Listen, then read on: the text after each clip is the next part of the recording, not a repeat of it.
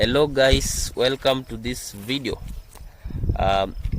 In the recent past, we have seen very ugly sights and scenes, especially in Kisii County.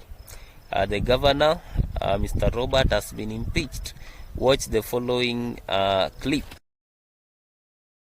I've been a governor for 10 years and never ever allowed my county public service board to take 10 shillings to employ anybody.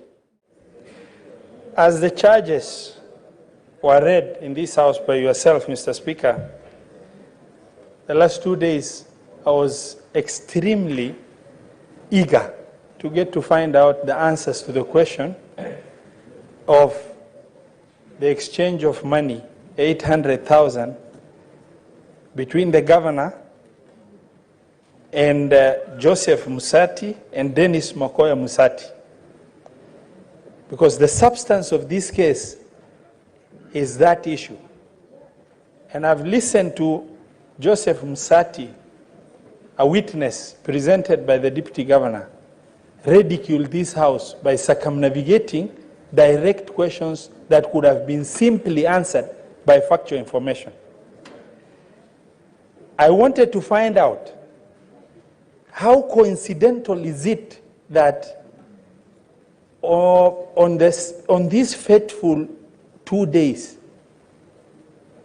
Mr. Joseph Musati sent some money to the deputy governor, and some money was sent to Dennis Makoya to send the same money to the deputy governor, and then the deputy governor, he said incidentally, by accident, sent 100,000 to the employing agency, Lucy Wahito, and then in the whole process that has taken shape and the evidence that was, presented before this house, I was extremely desperate as the Senate to say letting a deputy governor go should not be an easy thing.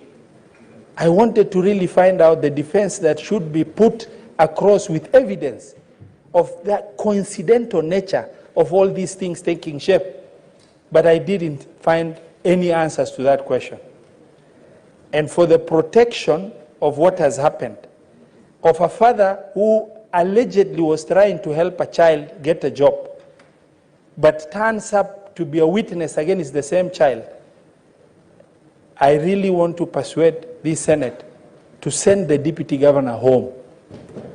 In the interest of protecting the youth, I've been a governor for 10 years and never ever allowed my county public service board to take 10 shillings to employ anybody.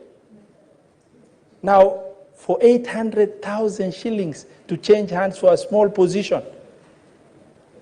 And then the answers that were supposed to be given was a ridicule to the house of trying to criminalize the young man whose desperate position has pushed him to the level.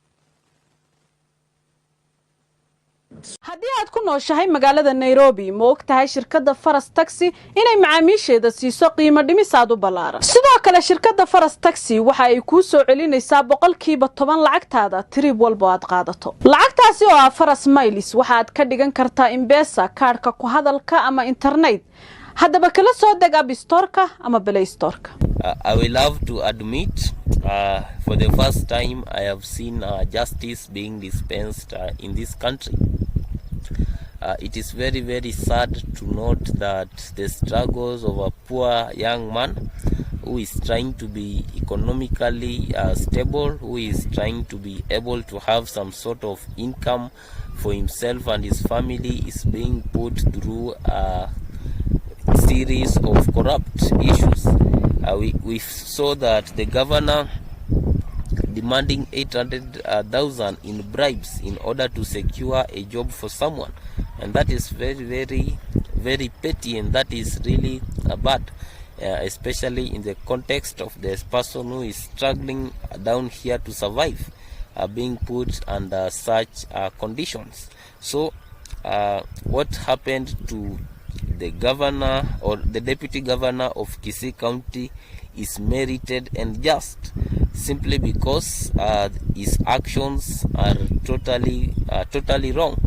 So it should also be a warning to all those people who want to monetize their offices in the wrong way.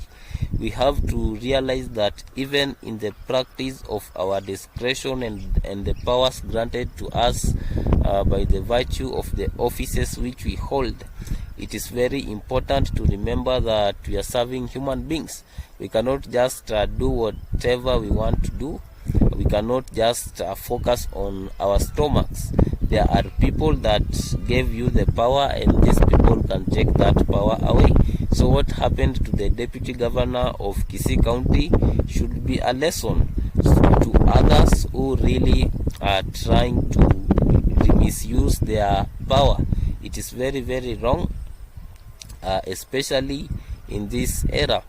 Most Kenyans, especially graduates that are just sitting at home hoping for jobs to appear, it's very wrong for anyone to try to get them out of even as little as 10 shillings.